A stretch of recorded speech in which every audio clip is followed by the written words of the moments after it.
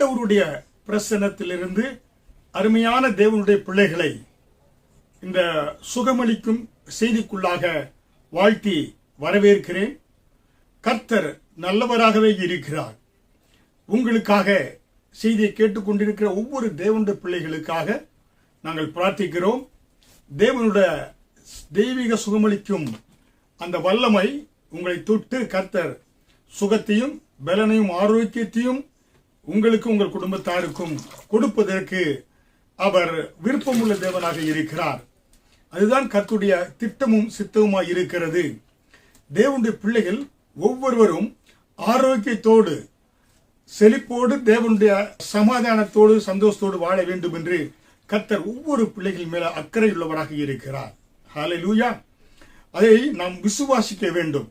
வேதவசனம் சொல்லுகிறது, சங்கீதம் 91 அதிகாரம் வசனம் 16 நீடித்த நாட்களால் அவனை திருப்தியாக்கி என் ரட்சிப்பை அவனுக்கு காண்பிப்பேன். தேவனுடைய விருப்பம் அவருடைய ஒவ்வொரு பிள்ளைகளும் நீடித்த நாட்களால் அவர்களை நான் திருப்தியாக்குவேன். கர்த்தர் திருப்தியாக்கி என் ரட்சிப்பை அவனுக்கு காண்பிப்பேன் என்று சொல்கிறாரே. நீங்க நீடித்த நாட்களால் என்ன செய்ய வேண்டும் என்றால் திருப்தியாக இருக்க வேண்டும். ஆவி ஆத்துமா சரீரத்திலே திருப்தியாக இருக்க வேண்டும் என்பதுதான் தேவனுடைய திட்டமும் சித்தமுமாக இருக்கிறது. அப்ப இதை நம்ம ஒவ்வொரு தேவனுடைய பிள்ளைகளும் இதை தெரிந்து வைத்துக் கொள்ள வேண்டும். அப்படி நாம் தெரிந்து வைத்துக் கொள்கின்ற பொழுது வேதவசனம் சொல்கிறது, எபிரேயர் 10 அதிகாரம் வசனம் 23 அல்லாமலும் நம்முடைய நம்பிக்கையை அறிக்கையிடுகிறதில் அசைவில்லாமல் உறுதியாய் இருக்க கடவோம். வாக்குத்தத்தம் பண்ணினவர் உண்மையுள்ளவராக இருக்கிறார். தேவனுடைய வாக்குத்தத்தங்கள் அவர் இயேசு கிறிஸ்து பூமியிலே நன்மை செய்கிறவராக சுற்றித் தெரிந்தார். அவருடைய தழும்புகளால் குணமாகிறோம் என்று இப்படி வேதத்திலே அநேக வாக்குத்தத்தங்கள் கொடுக்கப்பட்டு இருக்கிறது. அந்த வாக்குத்தத்தத்தை செய்தவர் உண்மையுள்ளவராக இருக்கிறாராம். அதனால்தான் நாம் நம்முடைய நம்பிக்கையை அறிக்கை எடுக்கிறதில் அசைவில்லாமல் உறுதியா இருக்க கடவோ. வாக்குத்தத்தம் பண்ணினவர் உண்மையுள்ளவராக இருக்கிறார். நம்முடைய ஆண்டவர் பொய் சொல்ல மனிதன் அல்ல, மனம் மாற மனுப்புத்திரனும் அல்ல. அவர் சொல்லியும் செய்யாதிருப்பாரோ என்று வேதவசனம் சொல்லுகிறது. கர்த்தர் கொடுத்த வாக்குத்தத்தங்களை எல்லாம் அவர் நிறைவேற்றுவதற்கு உண்மையுள்ள தேவனாக இருக்கிறார். ஹல்லேலூயா. தேவனுடைய அன்புல சிறிதளவு கூட எந்த விதமான மாற்றம் கிடையாது.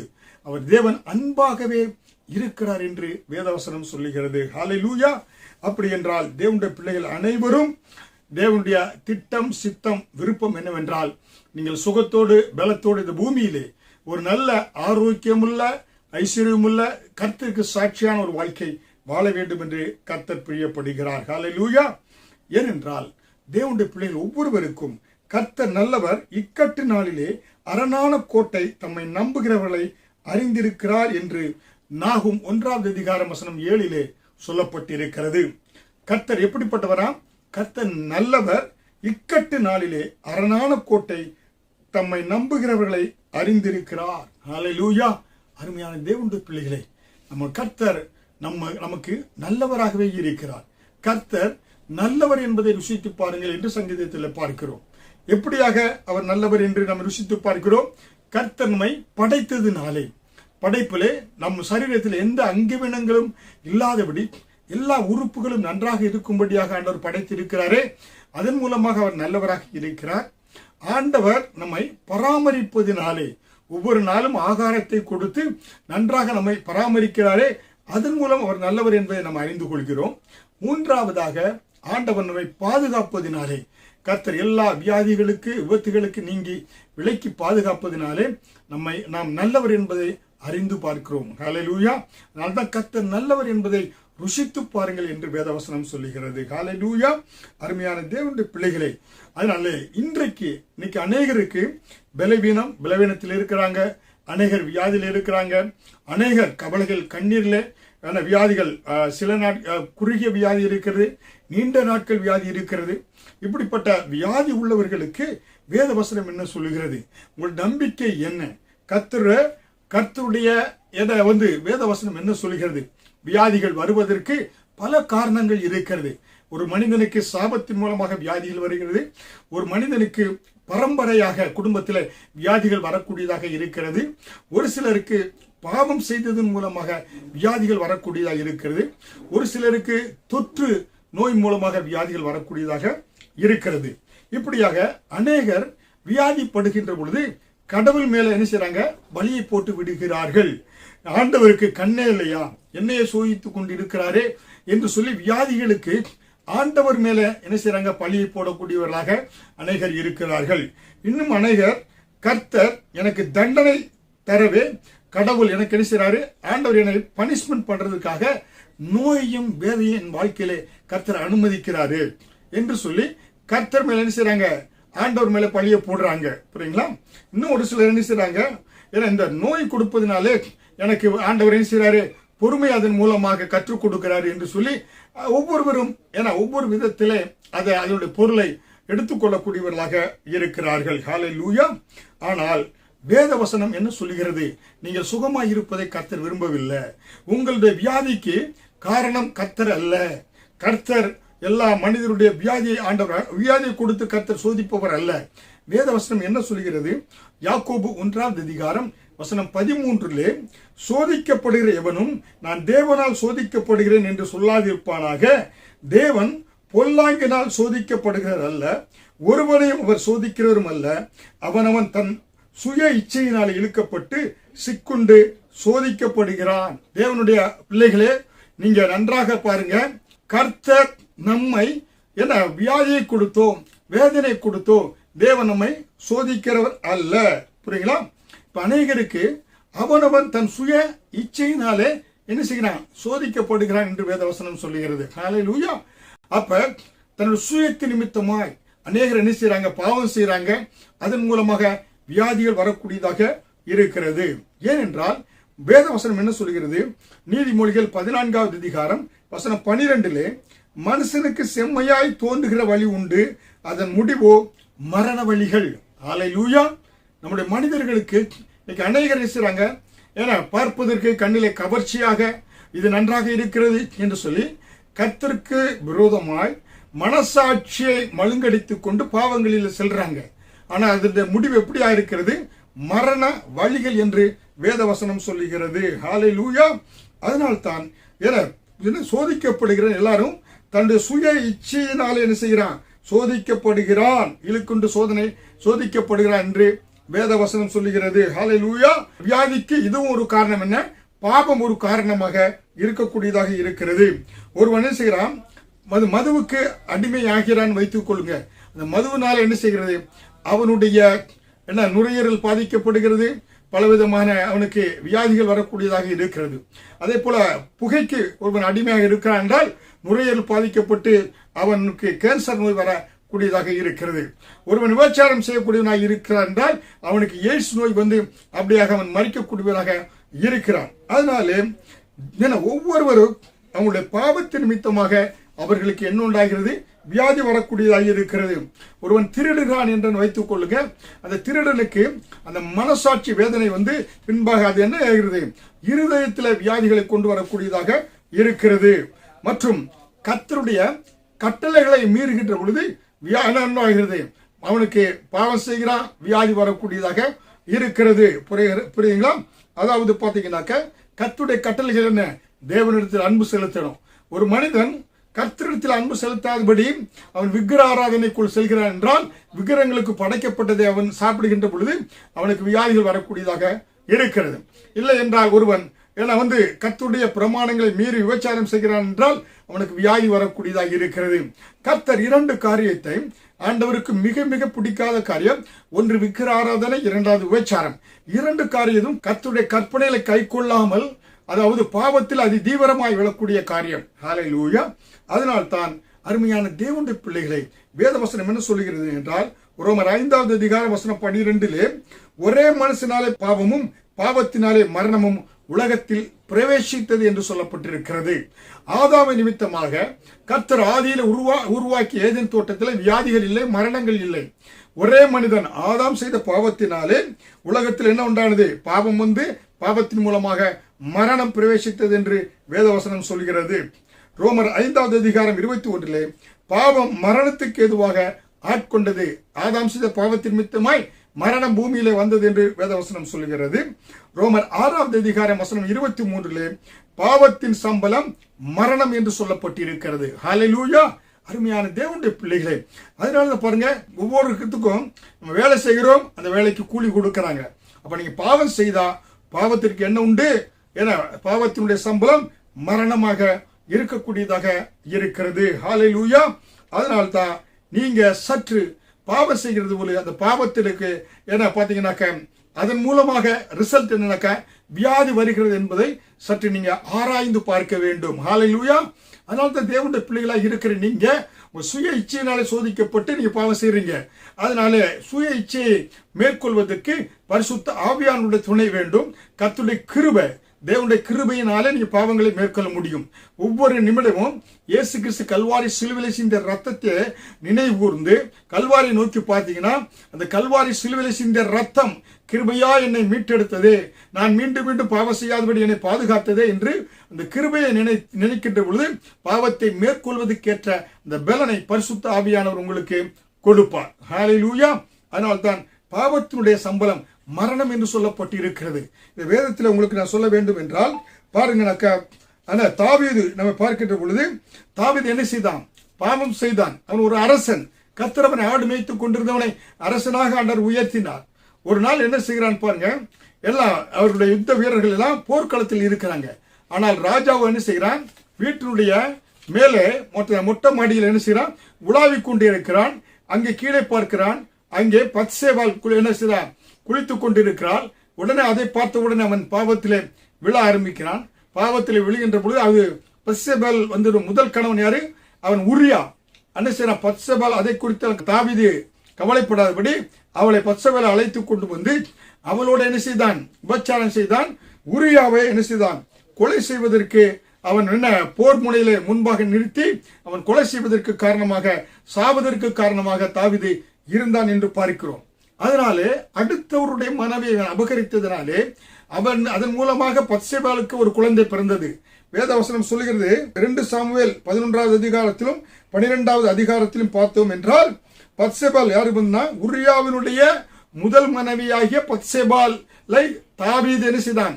அவன் அடைந்தான் என்று சொல்லப்பட்டு இருக்கிறது. அப்படிப்பட்ட அந்த பத்சேபாளை அவன் என்ன செய்தானாக்கா, கர்த்தருக்கு விரோதமாய் காரியங்கள் அவன் செய்ததினாலே அவன் என்ன செய்தானாக்கா, அதன் மூலமாய் பத்சேபாளுக்கு ஒரு குழந்தை பிறந்தது. அந்த குழந்தை பிறக்கின்ற பொழுது அந்த குழந்தை என்ன செய்ததுனாக்க, 7ஆம் நாள் அந்த குழந்தை பிறந்து அது மரண வியாதியாக இருந்தது. தாவீது உபவாசம் இருந்தான் அந்த குழந்தைக்காக, அந்த ஆண் பிள்ளைக்காக, பத்சேபாள் இடத்துல பிறந்த ஆண் குழந்தைக்காக. ஆனாலும் அவனுடைய உபவாச ஜெபம் கேட்கப்படாதனாலே அந்த பிள்ளை மரித்து போனாள் என்று சொல்லி 2 சாமுவேல் 12ஆவது அதிகாரம் 18ஆவது வசனத்திலே 7ஆம் நாளிலே பிள்ளை செத்து போயிற்று என்று சொல்லப்பட்டிருக்கிறது. ஹல்லேலூயா. தாவீதுக்கு பத்சேபாள் மூலம் பிறந்த குழந்தை செத்து போனது. ஹல்லேலூயா. காரணம் பாவத்தினுடைய சம்பளம் மரணம் என்று வேதவசனம் சொல்லுகிறது. ஹல்லேலூயா. பாத்தீங்கன்னா மரணத்துக்கு ஏதுவான வியாதி அந்த பிள்ளை மேல் வந்து அந்த பிள்ளை மரித்தது என்று பார்க்கிறோம். ஹல்லேலூயா. அருமையான தேவனுடைய பிள்ளைகளே, அதனாலே இயேசு கிறிஸ்துவை யாராவது சொந்த இரட்சகராய் ஏற்றுக்கொள்ளாதவர்கள் இருந்தா கர்த்தர் வேதத்திலே நமக்கு அநேக மக்களுடைய வாழ்க்கையை முன்னுதாரணமாக வைத்திருக்கிறார். தாவீதை பார்க்கின்ற பொழுது தாவீது பத்சேபாள் இடத்திலே அவன் சேர்ந்து அடுத்தவருடைய மனைவி உரியாவை அவன் என்ன செய்தான்? உரிமை கொண்டாடி அவளோடு கூட அவன் சயனித்ததினாலே பிள்ளை பிறந்து பிள்ளை மறைத்தது என்று பார்க்கிறோம். இருந்தாலும் தாவீது என்ன செய்தார் பாருங்க, சங்கீதம் 53 தாவீது பாவம் செய்து அவன் வந்து பார்த்தீங்கன்னாக்க நாத்தான் தீர்க்கதரிசி அவனுக்கு உணர்த்திய பொழுது அவன் வந்து இருந்த இடம் கர்த்தருடைய சமூகத்தில் ஓடி வந்து விழுந்தான். பாவம் செய்தான். அவன் பாவம் செய்து அந்த பாவத்திற்கு பரிகாரமாக தேவனுடைய சமூகத்தை தேடி ஓடி வந்தான் என்று பார்க்கிறோம். இஸ்ரவேலுடைய முதல் ராஜா சவுல், அவரும் குறி சொல்கிற அஞ்ஞானம் பார்க்கிறத தேடி சென்றான். ஏன்னா அவன் கர்த்தருக்கு விரோதமாய் இருதயத்தை திருப்பினான். ஆனால் கர்த்தருடைய சமூகத்துக்கு வரவில்லை சாமுவேல், அதாவது சவுல் ராஜா. ஆனால் தாவீது பாவம் செய்த பொழுது அவன் வந்து விழுந்த இடம் கர்த்தருடைய சமூகத்தில் வந்து விழுந்தான்.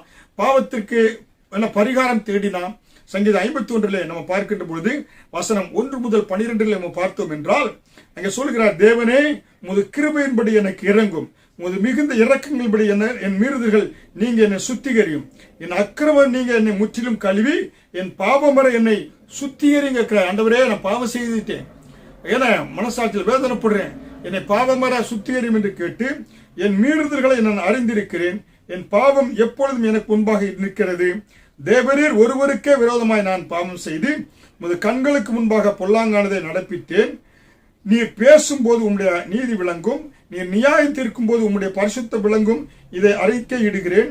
இதோ நான் துர்க்குணத்தில் உருவானேன், என் தாய் என்னை பாவத்தில் கர்ப்பம் தரித்தாள்.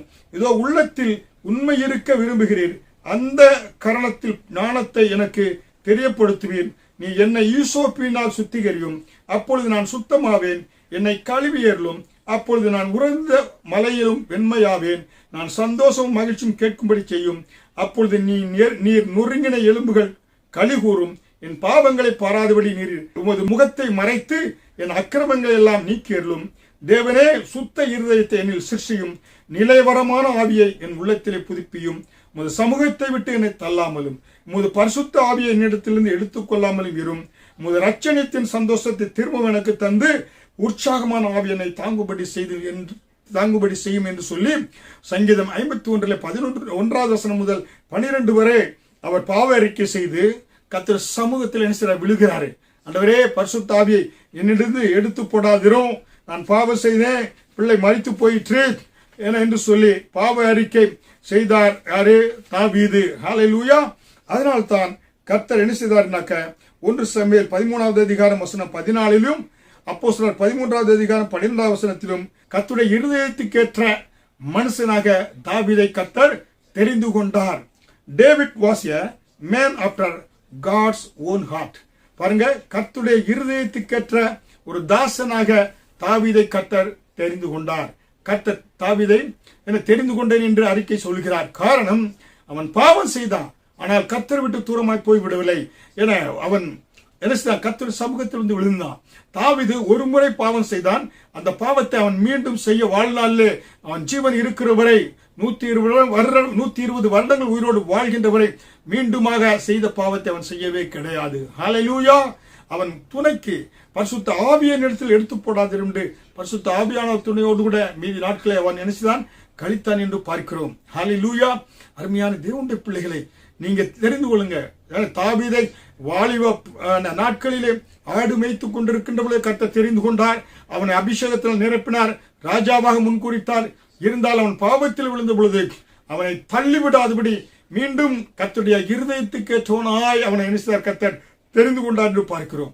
அருமையா தேவனுடைய பிள்ளைகளே, இன்றைக்கு இந்த செய்தி கேட்டுக் கொண்டிருக்கிற நீங்க ஒருவேளை இயேசு கிறிஸ்துவை ஏற்றுக்கொள்ளாமல், ஐயா நான் இல்லாமல் இருக்கிறேன், நான் ஒரு பாவியிலும் பயங்கரமான பாவியா இருக்கிறேன், இயேசு என்னை மன்னிப்பாரா, என்னை அவருடைய பிள்ளையாக மாற்றுவாரா என்று நீங்க ஒருவேளை உங்க உள்ளத்திலே கேள்விகள் எழும்பலாம்.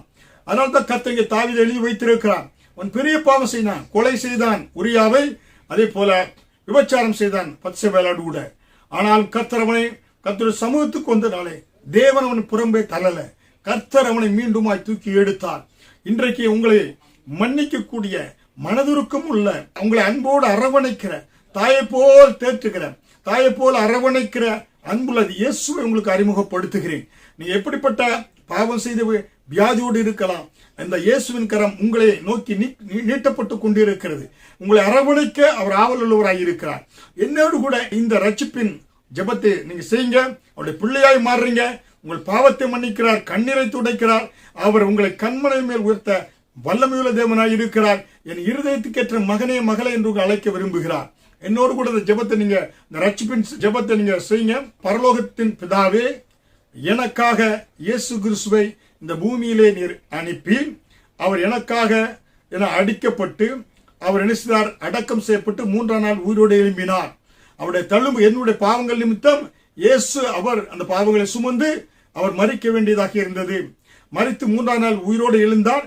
அவரே ஒரு ரட்சகர், என்னுடைய ரட்சகரும் அவரே, உலக ரட்சகரும் அவரே என்று நான் அறிக்கை இடுகிறேன் என்று இந்த ஜெபத்தை நீங்க செய்கின்ற பொழுது அவருடைய பிள்ளையாக மாறுறீங்க.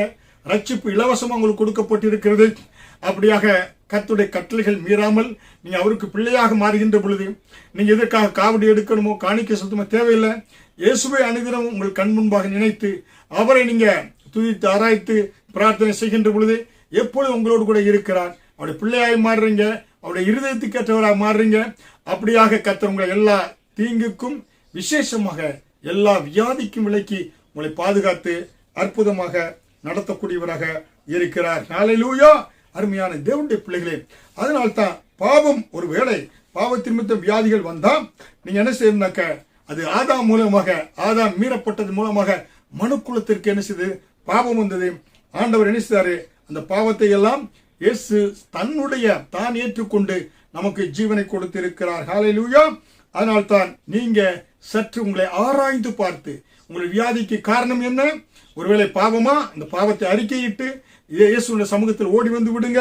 அவர் உங்களுக்கு புது வாழ்வை கொடுக்கக்கூடியவராக இருக்கிறார். 2 கொரிந்தியர் 5:17 சொல்லப்பட்டது போல ஒருவன் கிறிஸ்துவுக்குள் இருந்தால் பழையவனை எல்லாம் ஒழிந்து போயின, புதிய மனுஷனாக மாறுகிறான்.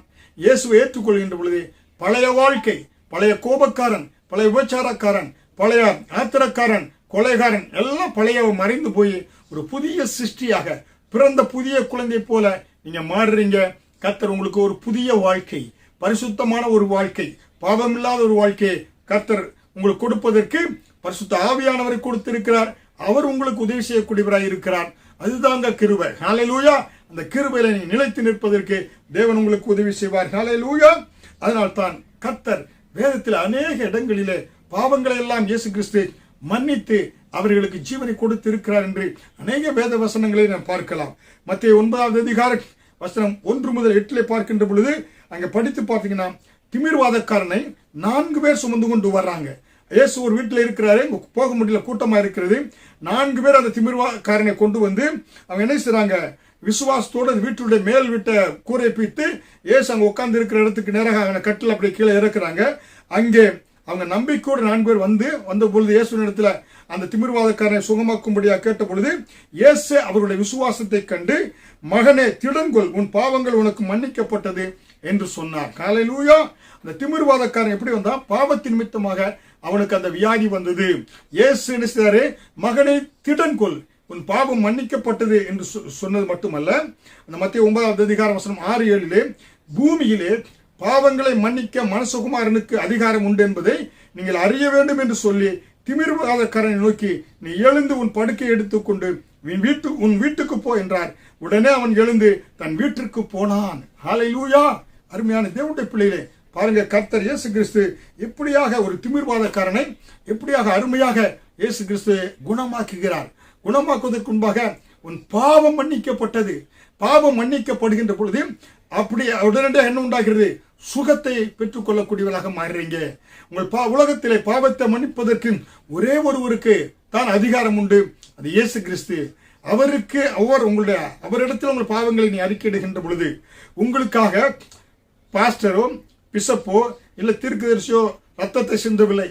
உங்களுக்காக ரத்தத்தை சிந்தினவர் யார்? இயேசு கிறிஸ்து ஒருவர் தான். அவரிடத்தில் உங்கள் பாவங்களை அறிக்கையிட்டு நீங்க பாவ மன்னிப்பை பெற்றுக் கொள்கின்ற பொழுது, பாவ மன்னிப்பு என்ன, இயேசுவே நீர்தான் என் ரட்சகர், என் பாவங்களுக்காக மரித்தீர், அடக்கம் செய்யப்பட்டு 3 நாள் உயிரோடு எழுந்தீர், நீரே உலக ரட்சகர். அவ்வளவுதான்.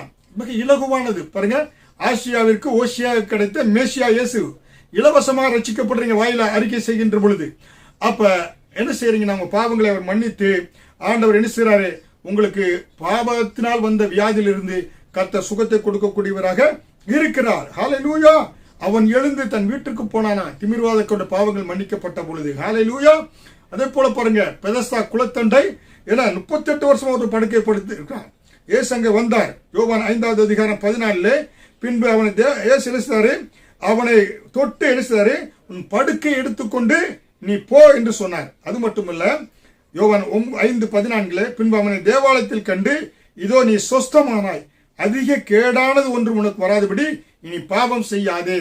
உன் பாவத்தின் நிமித்தமாக வியாதி 38 வருஷம் படுத்திருந்த, இனிமேல் நீ சுகத்தை பெற்றுக் கொண்டாய், நீ அதிகமான கேடு வந்துடக்கூடாது, இன்னும் போய் நீ பாவத்து மேல் பாவம் செய்து வியாதி வந்துடாதபடி கேடு ஒன்று செய்யாதே, இனிமேல் பாவம் செய்யாதே என்று சொன்னார். ஹல்லேலூயா.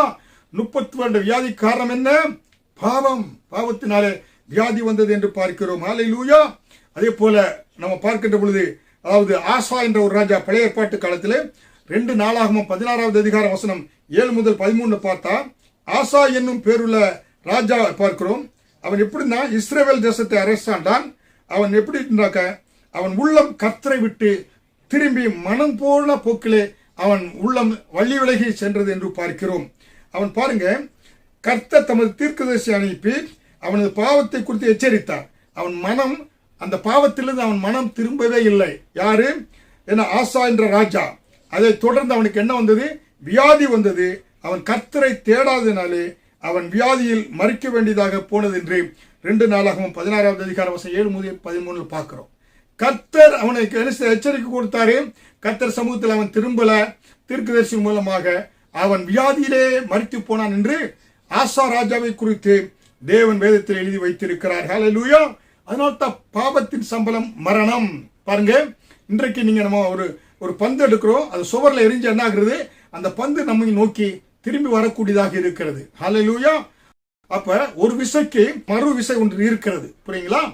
அப்ப பாவம் செய்தா என்ன, அதுக்கு மரணம் ஒரு வியாதியாக இருக்கிறது, அதனுடைய பலன், புரியுங்களா? பாவத்தின் சம்பளம் மரணம் சொல்றேன் பாருங்க. அதனால இங்கே ஆசா ராஜா பாவம் செய்தார், ஆண்டவரை எச்சரித்தார், கர்த்தர் பக்கம் திரும்பவில்லை, மரித்து போனான் என்று பார்க்கிறோம். ஹல்லேலூயா. வியாதிகள் அகற்றப்படுகின்ற பொழுது அவர்களுக்கு என்ன உண்டாகிறது? அவர்களுக்கு சுகம் உண்டாகக்கூடியதாக இருக்கிறது. ஹல்லேலூயா. அருமையான தேவனுடைய பிள்ளைகளே, இன்றைக்கு நீங்க தேவனுடைய சமூகத்தில் உங்களுடைய பாவங்களை அறிக்கையிட்டு நீங்க என்ன செய்ய வேண்டும் என்றால், கர்த்தரை திரும்புகின்ற பொழுது அதன் மூலமாக வரக்கூடிய பாவங்களை இயேசு உங்களுக்கு நிவர்த்தியாக்கக்கூடியவராக இருக்கிறார். அதனால்தான் இயேசு கிறிஸ்துவின் ரத்தம் சகல பாவங்களை நீக்கி நம்மை சுத்திகரிக்கும் என்று சொல்லி யோவான் 1வது அதிகாரம் வசனம் 9 பார்க்கிறோம், 7 பார்க்கிறோம். உலகத்திலே பாவத்தை மன்னிப்பதற்கு ஒரே ஒருவருக்கு தான் அதிகாரம் உண்டு, அது இயேசு கிறிஸ்துக்கு. அந்த பாவத்தை மன்னிப்பது மூலமாக உங்களுக்கு தெய்வீக சுகம் உண்டு, ஆரோக்கியம் உண்டாகக்கூடியதாக இருக்கிறது. ஹல்லேலூயா. கர்த்தர் நீங்கள் சாவாமல் பிழைத்திருந்து அவருடைய கிரியைகளை பூமியிலே விளக்கக்கூடியவர்களாக நீங்க இருப்பீங்க. சங்கீதம் 118வது அதிகாரம் 14வது வசனத்தில் சொல்லப்பட்டது போல. ஹல்லேலூயா. அருமையான தேவனுடைய பிள்ளைகளே, அதனால் தான் வேதவசனம் சொல்லுகிற யாக்கோபு 5வது அதிகாரம் 15 விசுவாசம் உள்ள ஜெபம் பிணியாளி ரட்சிக்கும், கர்த்தர் அவனை எழுப்புவார், அவன் பாவம் செய்தவனானால் அது அவனுக்கு மன்னிக்கப்படும். ஹல்லேலூயா. கர்த்தர் உங்களுக்கு பிரார்த்தனை செய்கின்ற பொழுது கர்த்தர் என்ன செய்கிறாரு? அந்த வியாதி படுக்கையை மாற்றுகிறார். ஏன்னா அவன் நீங்க பாவம் செய்த அந்த பாவத்தை ஆண்டவர் என்ன செய்கிறாரு? மன்னித்து உங்கள் வியாதி படுக்கையை ஆண்டவர் மாற்றி போடக்கூடியவராக இருக்கிறார். ஹல்லேலூயா. யாக்கோபு 5வது அதிகாரம் வசனம் 16 நீதிமான்கள் செய்யும் ஊக்கமான ஜெபம், ஊக்கமான வேண்டுதல் மிகவும் பலனுள்ளதாக இருக்கிறது என்று சொல்லுகிறார். ஹல்லேலூயா. உங்களில் ஒருவன் வியாதியாக இருந்தால் அவன் சபை மூப்பர்களை வரவழைப்பானாக, அவர்கள் கர்த்தருடைய நாமத்தினால் அவனுக்கு எண்ணெய் பூசி அவனுக்காக ஜெபம் பண்ண கடவர்கள், அப்பொழுது அவன் சுஸ்தமாவான் என்று சொல்லி யாக்கோபு 5வது அதிகாரம் வசனம் 14 பார்க்கிறோம். ஹல்லேலூயா. கர்த்தர் குணமாக்கக்கூடியவராக இருக்கிறார். இன்றைக்கு பாவத்தினால் வந்த வியாதியை கர்த்தர் குணமாக்கக்கூடியவராக இருக்கிறார். ஹல்லேலூயா. எல்லா பாவங்களையும் மன்னிப்பதற்கு இயேசு கிறிஸ்து சர்வ வல்லமையுள்ள தேவனாய் இருக்கிறார். என இயேசு கிறிஸ்து ரத்தம் சகல பாவங்களை நீக்கி நம்மை சுத்திகரிக்கும் என்று வேதவசனம் சொல்லுகிறது. அதனால அவரை நோக்கி இப்ப பாருங்க, உங்களுக்காக நான் பிரார்த்தனை செய்கிறேன். உங்கள் பாவத்தை மன்னித்து இயேசு கிறிஸ்து உங்களுக்கு சுகத்தையும் பலனையும் ஆரோக்கியத்தை கொடுக்க வல்லவராக இருக்கிறார். எங்கள் நேசிக்கிற பரம தகப்பனாகிய கர்த்தாவே, அருமை ரட்சகர் இயேசு கிறிஸ்துவே, செய்தி கேட்கிற ஒவ்வொரு பிள்ளைகளுக்காக திறப்பிலே நிற்கிறேன். இந்த அருமையான வேளையில ஒருவேளை பாவத்து நிமித்தமாய் வியாதிகளோடு இருக்கிற இந்த பிள்ளைகளை நீங்க நினைவு கூறும். இந்த பிள்ளைகளை கண்ணோக்கி பாரும். இந்த பிள்ளைகள் மேல் உங்கள் ரத்தத்தை தெளிக்கிறேன். இந்த பிள்ளைகள் என்னோடு கூட விசுவாசத்தோடு உங்கள் ரட்சகராக ஏற்றிருக்கிறாங்க. இந்த ஏற்றிருக்க இந்த பிள்ளைகளை உங்கள் ரத்தம் கழுவி சுத்திகரித்து இருக்கிறது, நீதிமான்களாய் மாற்றி இருக்கிறது. உங்களுடைய அளவு கடந்த கிருபையினாலே ஒவ்வொருவரையும் நீதிமானாய் மாற்றி இருக்கிறீங்க. இவர்களுக்கு இப்பொழுதே நீர் கொடுத்த அதிகாரத்தின்படி இவர்களுக்குள் இருக்கிற இந்த வியாதியை இயேசு கிறிஸ்துவின் நாமத்தில் அதிகாரத்தை பயன்படுத்துகிற அப்பாலே போ என்று சொல்கிறேன். வியாதிகள் நீங்கட்டும், சுகம் உச்சந்தலம் உள்ளங்கால் வரை எல்லா சரீரத்தில் எல்லா பாகத்திலும் சுகம் உண்டாகட்டும், ஆரோக்கியம் உண்டாகட்டும். நல்ல சிந்தனையை கொடுங்க, நல்ல பார்வையை கொடுங்க. நல்ல ஆண்டவரே கைகள் நல்லா செயல்பட, தோள்பட்ட வியாதிகள், இருதயத்தில் இருக்கக்கூடிய வியாதிகள், கிட்னி வியாதிகள், ஆண்டவரே அதே போல இடுப்பு கால் எல்லா வியாதிகளை நீக்கி, பிளட் பிரஷர், சுகர் எல்லாவற்றையும் நீக்கி பிள்ளைகளை சுகமாக்கும்படியே ஜெபிக்கிறேன். உம்முடைய ஆணி பாய்ந்த கரங்கள், ஒவ்வொரு ஆணி பாய்ந்த கரங்களை தொடுவீராக. அற்புதம் நடக்கட்டும், அதிசயம் நடக்கட்டும். ஜீவனுள்ள சாட்சிகளை ஒவ்வொருவரும் நிறுத்தும் ஆண்டவரே. விசேஷித்த அபிஷேகம் ஆண்டவரே, பரத்திலிருந்து இறங்கி ஒவ்வொரு பிள்ளையை தொடுவதாக, ஒவ்வொரு பிள்ளைகளை மன்னித்து ஆசீர்வதித்து நீண்ட ஆயுளை கொடுப்பீராக. ஒவ்வொருவரும் சாவாமல் பிழைத்திருந்து ஆண்டவருடைய சாட்சிகளை பூமியில விளங்கச் செய்வீராக. நீங்க ஆசீர்வதியும். இயேசு கிறிஸ்து மூலம் ஜெபிக்கிறேன் ஜீவனுள்ள நல்ல பிதாவே, ஆமென்.